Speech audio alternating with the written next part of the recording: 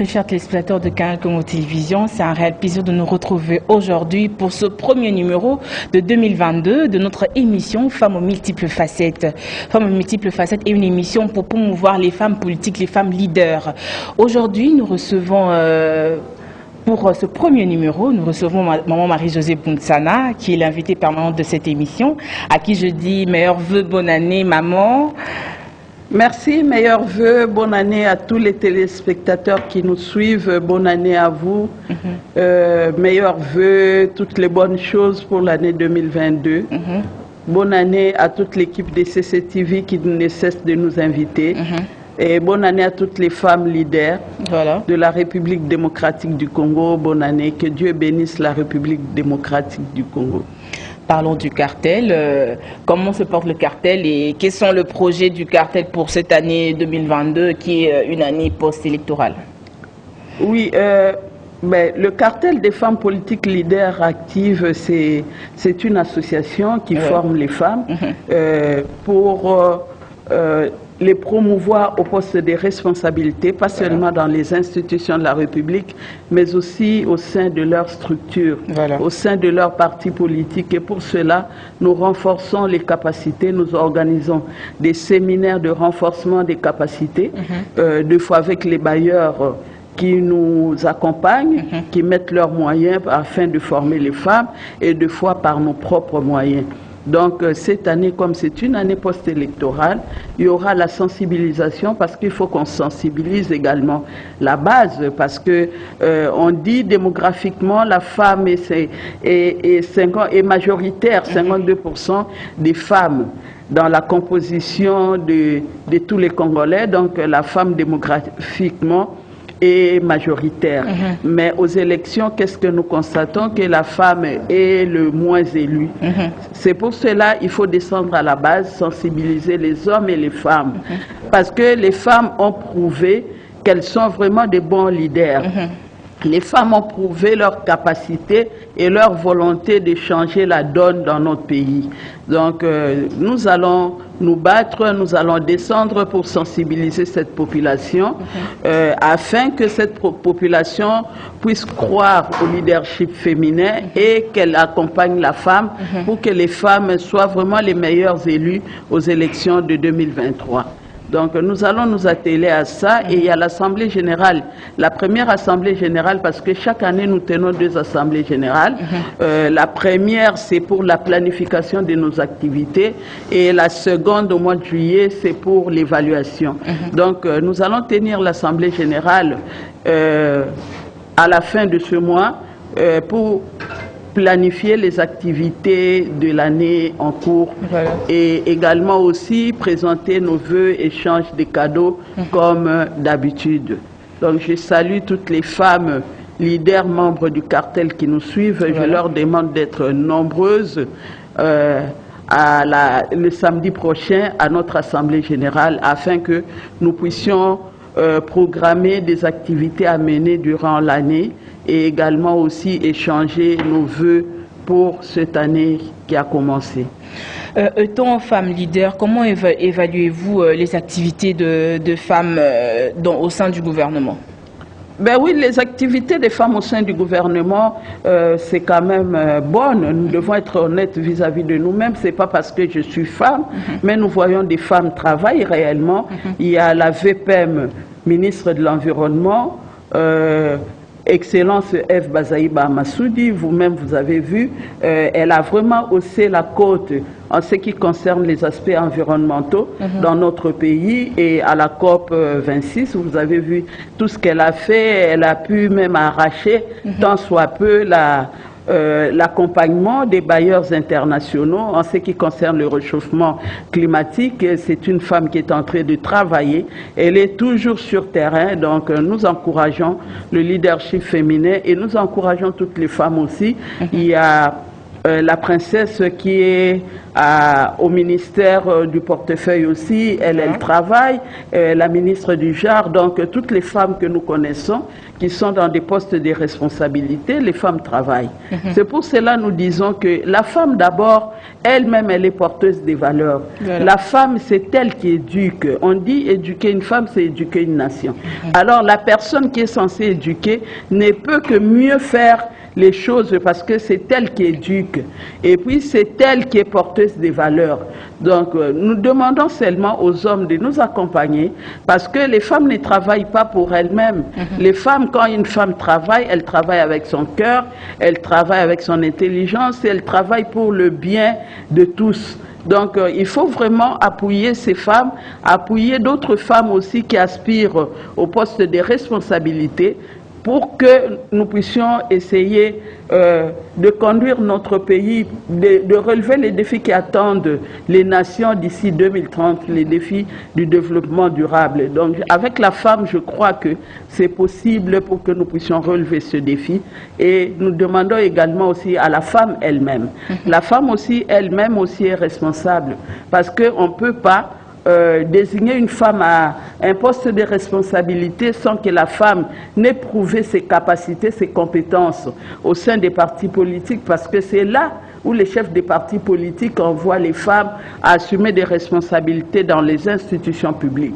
C'est pour cela que nous demandons aux femmes, surtout les femmes membres du cartel, ce sont des femmes très outillées, des femmes qui ont reçu beaucoup de formations et donc, ce sont des femmes qui ont vraiment un background et que les chefs des partis politiques fassent confiance à ces femmes-là pour pouvoir les aligner, pour pouvoir les envoyer.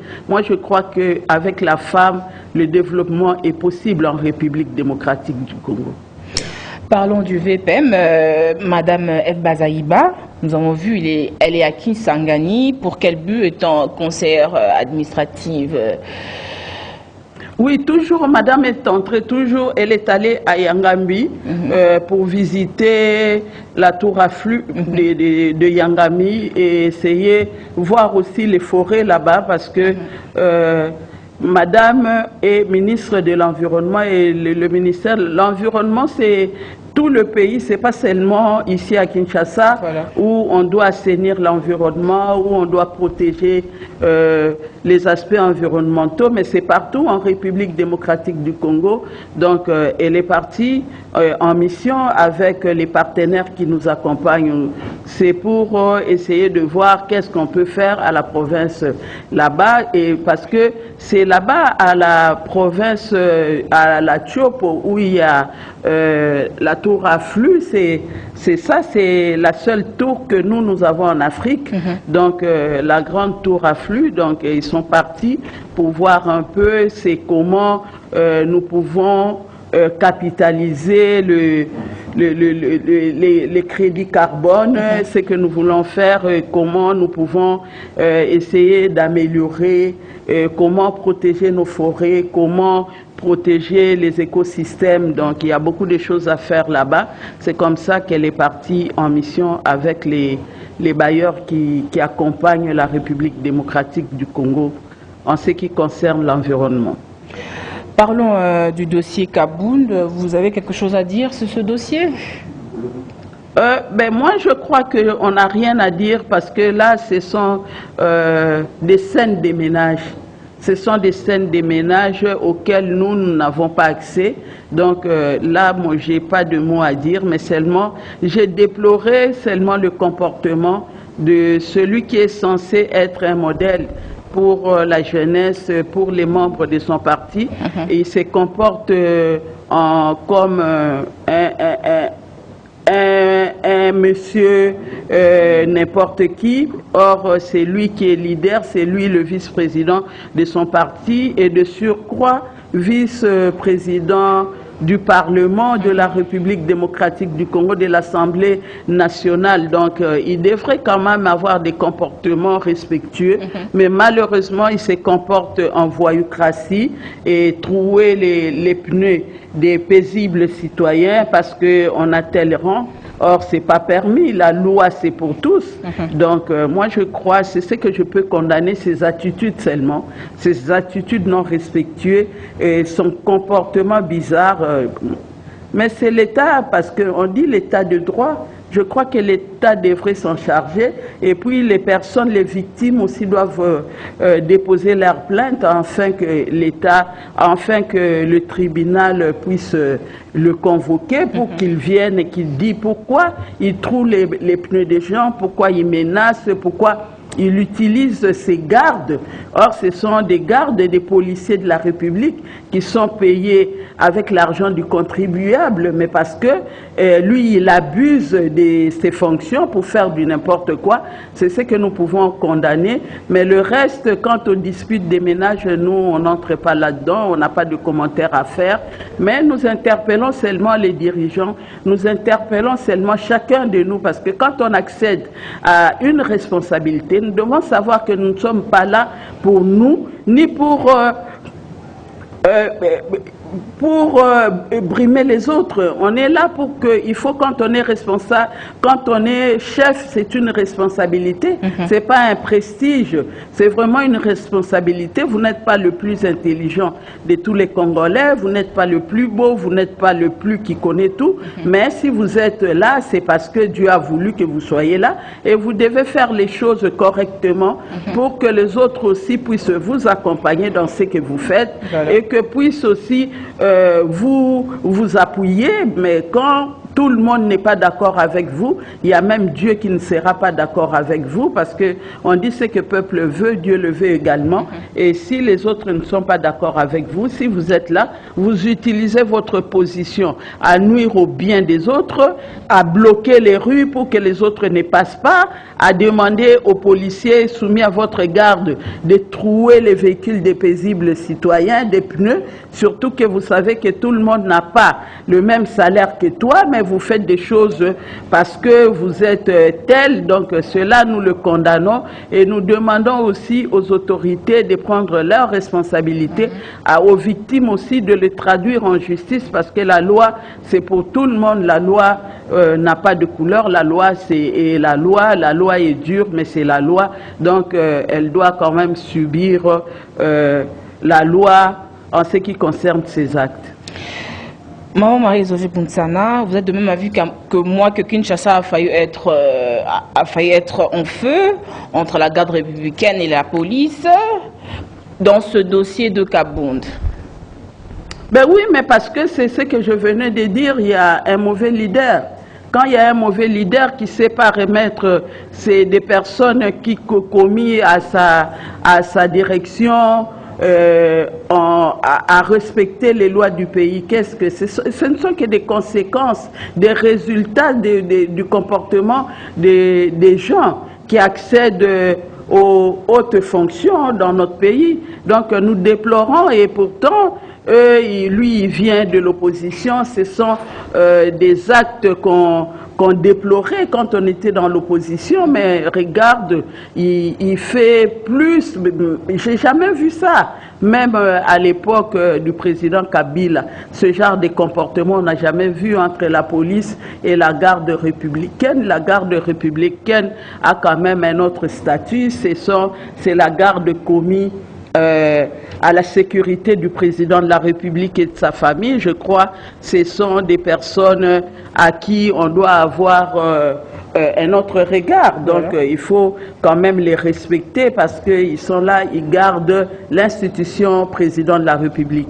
Donc c'est vraiment déplorable et c'est triste, surtout pour la police aussi, qui a obéi. Je ne sais pas si on leur a demandé de faire ça, ou bien c'était seulement un excès de zèle pour plaire à leur chef. Mais parce qu'on dit l'ordre mal donné, la police ne peut pas obtempérer à un ordre mal donné. Mais pourquoi eux ils ont fait ça?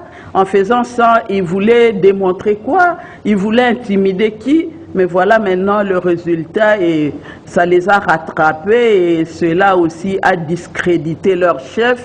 Et nous déplorons ce genre de comportement dans le chef de ceux qui nous gouvernent. Mais c'est là aussi à l'origine des embouteillages à Kinshasa. Comment faire pour remédier tout ça? Mais les embouteillages, c'est dû à quoi? Les embouteillages, moi je crois, c'est dû au non-respect des règles. Parce que la circulation a ses règles.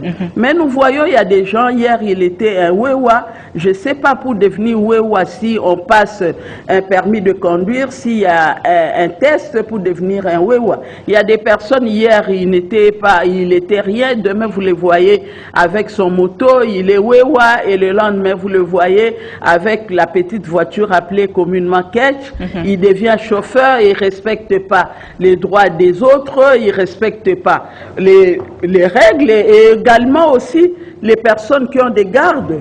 Les personnes aussi qui ont des gardes, je ne peux pas les citer, mais eux-mêmes ils savent qu'ils ne respectent pas non plus. Des fois ils vont dans le sens où il y a sens unique, mais eux ils vont dans le sens contraire. Pourquoi? Parce qu'il a sa garde, parce qu'il y a des girouettes qui sifflent, donc c'est ça aussi.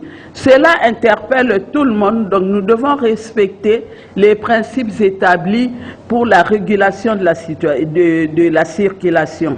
Et tant qu'on ne le respecte pas, on aura toujours des problèmes, on aura toujours des disputes, il y aura toujours des embouteillages, parce que le non-respect du code de la route. Parlons du PPRD qui continue de s'avider. Aujourd'hui, nous voyons Willy Bakong a quitté Kabila pour l'Union sacrée. Est-il logique dans la politique? La politique, c'est comme on dit, les partis politiques, c'est comme dans une église. Hein. On entre quand on veut et on y sort quand on veut également.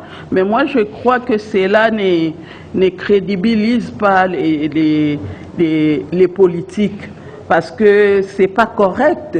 Hier, vous avez soutenu un tel, vous étiez avec lui parce qu'il distribuait des postes. Aujourd'hui, parce que vous n'entendez rien de lui et que vous le quittez comme ça. Moi, je crois qu'il y a des personnes qui ne sont là, qui ne sont des politiques qu'alimentaires, des politiques alimentaires.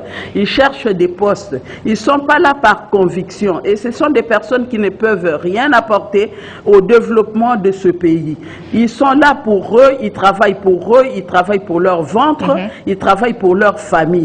Donc ce sont des personnes aussi aux élections à venir que la population doit sanctionner, parce que ce sont des personnes vraiment qui sont sans position. Donc eux, ils sont là, ils n'ont pas suivi Kabila pour une idéologie, mais ils ont suivi Kabila parce qu'il était là, il y avait des postes, il les sécurisait, il y avait les immunités, et qu'aujourd'hui ils n'ont pas ce poste, ils n'ont rien, et voilà, maintenant ils basculent, ils vont maintenant dans l'union sacrée, et demain quand l'union sacrée n'aura plus le pouvoir, ils vont basculer, ils sont là, ils sont derrière les postes, ils sont derrière les avantages les concernant et leur famille. Donc ce sont des personnes qui ne peuvent rien apporter en ce qui concerne le développement de ce pays, parce que déjà ils étaient là pendant 18 ans, ils n'ont rien fait. Il y a d'autres même qui étaient là même pendant Mobutu, et après ils sont venus, ils se sont convertis en pépérdiens et qui n'ont rien apporté. Au contraire, ils ont conduit, ils ont fait échouer le président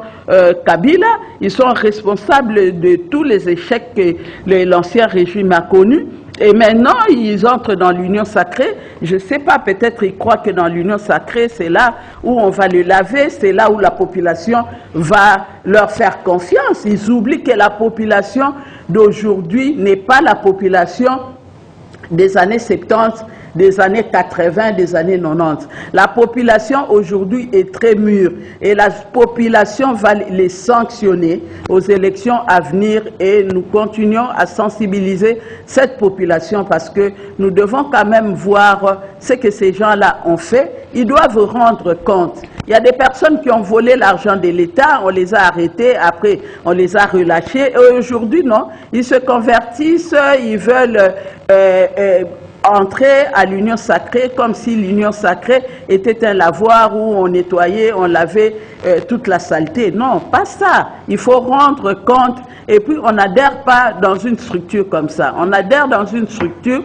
il faut adhérer au programme, adhérer à l'idéologie des biens. C'est comme ça le politique. On ne peut pas adhérer quand on n'adhère pas à une idéologie. Aujourd'hui, je suis du mouvement de libération du Congo et demain, je vais dans un autre parti politique. Non, ce n'est pas correct. Parce qu'on adhère dans un parti politique, on adhère à une idée. Et cette idée qu'on poursuit, qu'on soit dans l'opposition ou qu'on soit au pouvoir, quand on arrive au pouvoir, c'est pour pouvoir mettre en pratique votre idéologie. Et quand vous êtes dans l'opposition, c'est pour vous battre et essayer de voir ce que le pouvoir est en train de faire. Et s'il y a des bonnes choses, vous applaudissez, vous les accompagnez. S'il y a des mauvaises choses, vous dénoncez. Mais jusqu'à ce que vous aurez votre pouvoir à vous, pour pouvoir vous assumer, essayez quand même de mettre en pratique votre idéologie. Mais quand aujourd'hui vous êtes ici parce qu'il y a l'argent, et demain, s'il n'y a plus l'argent, vous allez ailleurs. Moi, je crois que ce sont des personnes que seul le peuple peut sanctionner parce que nous ne pouvons rien dire. Mais c'est vraiment déplorable. Ce comportement ne les honore pas. Moi, Marie-Josée Boumtsana, il y a une question qui m'est venue. Comment expliquer que le politicien congolais ne sont jamais stables? Mais parce qu'ils sont en quête, ils ne sont pas là pour travailler pour la République. Ils ne sont pas là pour... ils n'ont aucun projet en ce qui concerne le développement de la République. Ils sont là seulement pour accompagner les individus et les individus qui distribuent les biscuits. Quand vous n'avez pas de biscuits, ben, ils ne viennent pas vers vous. C'est seulement quand vous avez les biscuits, ils viennent là. S'il faut qu'ils s'agissent, ils vont le faire. S'il faut qu'ils dansent, ils vont danser pour vous. Mais dès que vous n'avez plus de biscuits à distribuer, ben, ils partent. Ils sont comme des abeilles. Ils sont là parce qu'il y a le miel. Quand il n'y a pas de miel, vous ne voyez pas les abeilles. C'est comme ça. C'est vraiment déplorable, mais c'est comme ça l'homme congolais. Mais il y a quand même des exceptions. On ne dit pas que tout le monde est comme ça, mais la majorité des personnes que nous voyons, aujourd'hui ils sont à gauche, demain ils sont à droite, et demain ils reviennent à gauche. C'est comme ça. Ils sont seulement à la recherche de leur bien et non du bien de tous les Congolais. Parlons du dossier RAM. Pourquoi jusqu'à présent le gouvernement n'arrive toujours pas à supprimer le RAM? Ben, là, moi, je ne sais pas parce que vous voyez, nous, on est là-dedans, on est dans ce gouvernement. Je ne sais pas, mais je crois que le président de la République dernièrement a dit qu'il fera tout pour que le peuple ne subisse plus de cette tarification de la RAM. Voilà. Donc c'est maintenant, je crois que c'est un processus et après ben, ça va finir parce que quand ça a commencé, c'est comme ça, ils ont mis le système en place et maintenant il faut, je crois, il y a les instructions pour qu'on puisse enlever le système et que tout rentre en ordre, je crois. Surtout que le président lui-même est informé maintenant. S'il faut parler de réhabilitation du marché central jusqu'à présent, les gouverneurs n'y disent rien, nous ne voyons rien, pas de travail, qu'est-ce qui se passe? Ben, qu'est-ce qu'on peut dire? Parce que moi je crois qu'il ne fallait pas détruire le marché. Parce que ce marché-là a été construit avec des matériaux durables. C'était des experts qui étaient venus pour construire ce marché. Donc il ne fallait pas le détruire, il fallait seulement réhabiliter. Essayer de réhabiliter les infrastructures, assainir le marché, et tout en demandant, parce qu'ils pouvaient le faire au lieu de chasser tout le monde, il fallait le faire pavillon par pavillon, essayer d'arranger pavillon 1 terminé, puis pavillon 2 jusqu'au pavillon 5, jusqu'au parking. Mais malheureusement, ben, ce qui a été fait et nous n'avons que constaté. Dommage parce que ce sont des familles, il y a des parents qui ne nourrissent les enfants qu'avec leurs revenus là-bas du marché central. Dommage, ils ont été envoyés au chômage comme ça. Il y a d'autres même qui sont morts de ça. Il y a d'autres qui avaient contracté des dettes qui ne peuvent payer. Mais les banques, comme on ne les protège pas non plus, les banques les harcèlent. Et il y a d'autres qui sont morts de ça. C'est vraiment dommage parce que c'était une affaire qui ne devrait pas prendre tout le temps que ça a pris.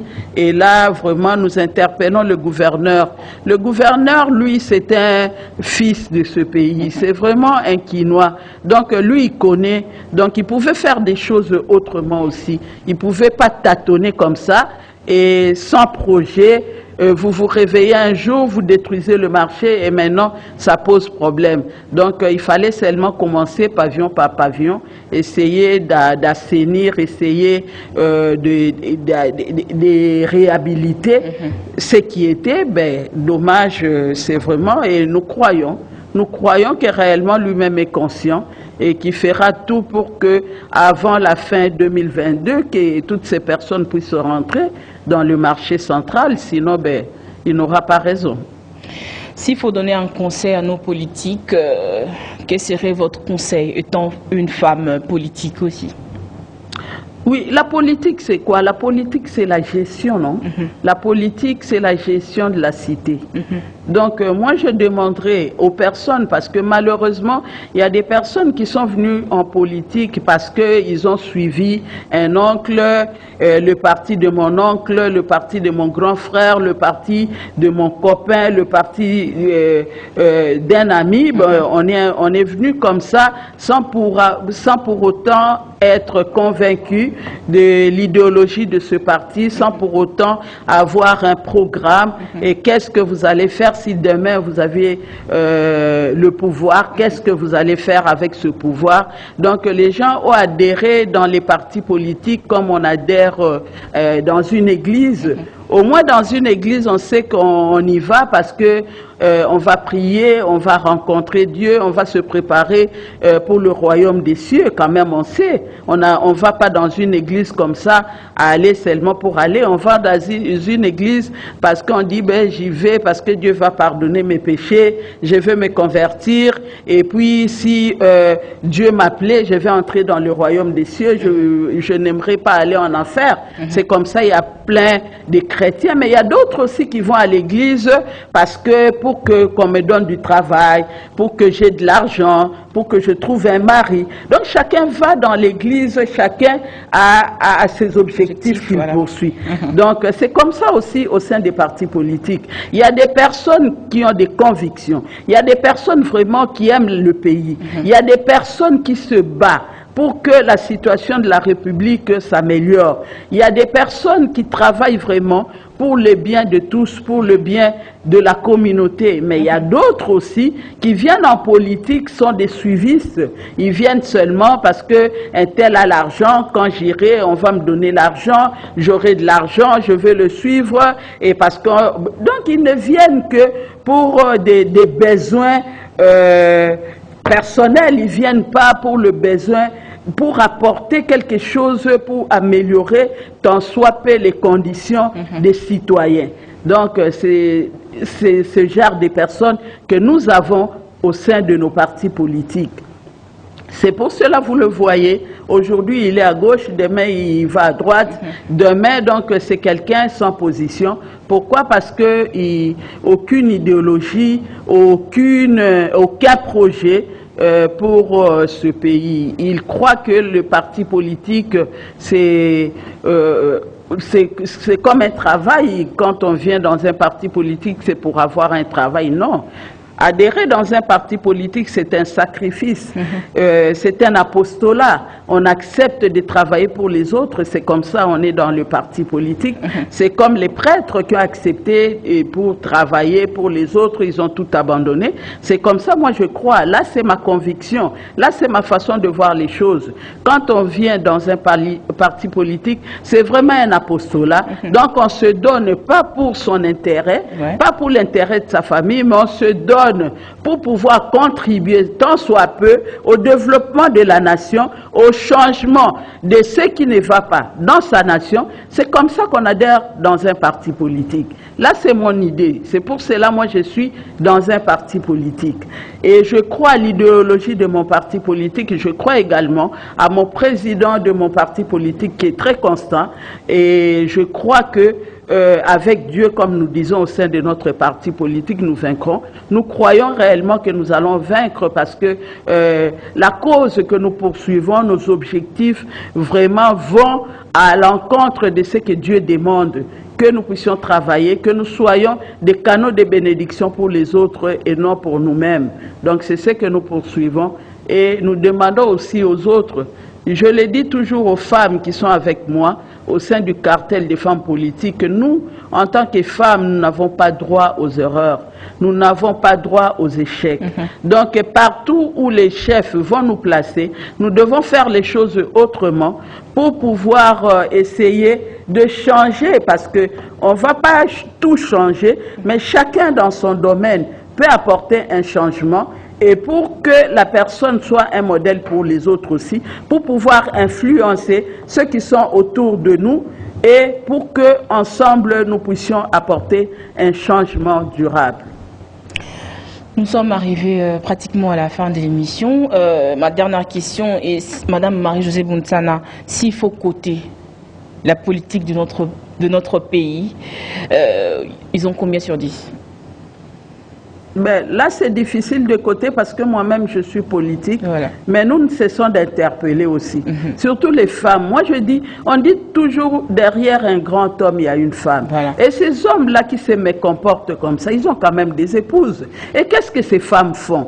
Donc, c'est nous, les femmes, qui avions failli à nos responsabilités. Parce que nous sommes là, nous sommes éducatrices. Donc, nous devons également éduquer les hommes qui sont avec nous. Nous devons les accompagner dans ce qu'ils font. Et quand on homme qui est responsable dans tel secteur et que tu remarques qu'il ne fait pas des choses telles que les choses devraient se faire, il faut quand même l'interpeller, il faut vraiment le conseiller et il faut l'aider. Donc moi je crois que la responsabilité est partagée entre les hommes et les femmes. Il y a des femmes qui ne sont là que les observatrices, ils n'accompagnent pas leur mari, ils applaudissent tout, leurs maris ont raison, même si l'IGF déclare que ton mari c'est un voleur, elle applaudit, elle défend. Non, au contraire, madame, tu devrais avoir honte parce que tu as failli à tes responsabilités en tant que conseillère, en tant qu'éducatrice. Donc, vous n'êtes pas là à côté de ces grands hommes pour les observer, mais au contraire pour les accompagner,